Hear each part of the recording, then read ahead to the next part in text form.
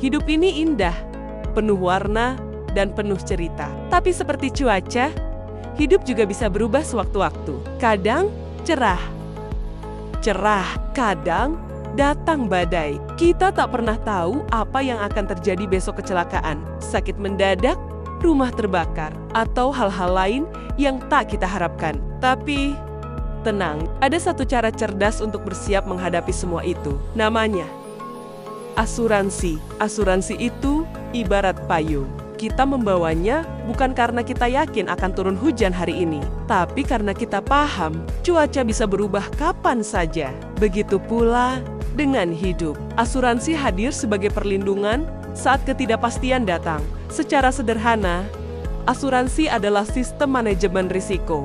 Risiko berarti kemungkinan terjadinya peristiwa yang merugikan, entah itu kecelakaan, kehilangan, bencana, atau penyakit. Nah, lewat asuransi, kita memindahkan beban risiko itu kepada perusahaan asuransi. Sebagai gantinya, kita membayar sejumlah uang secara berkala, yang disebut premi. Premi yang kamu bayarkan tidak menghilang begitu saja. Uang itu dikumpulkan dalam sebuah dana bersama peserta lain. Ketika salah satu di antara kita mengalami musibah, dana inilah yang digunakan untuk memberikan bantuan.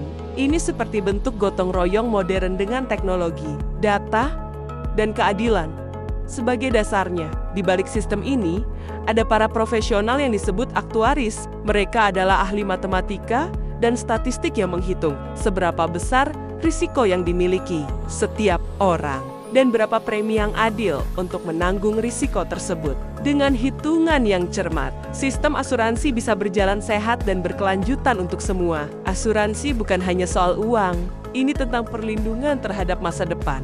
Dengan asuransi jiwa, keluarga tetap bisa menjalani hidup walau ditinggal orang tercinta. Dengan asuransi kesehatan, kamu bisa fokus sembuh tanpa cemas soal biaya.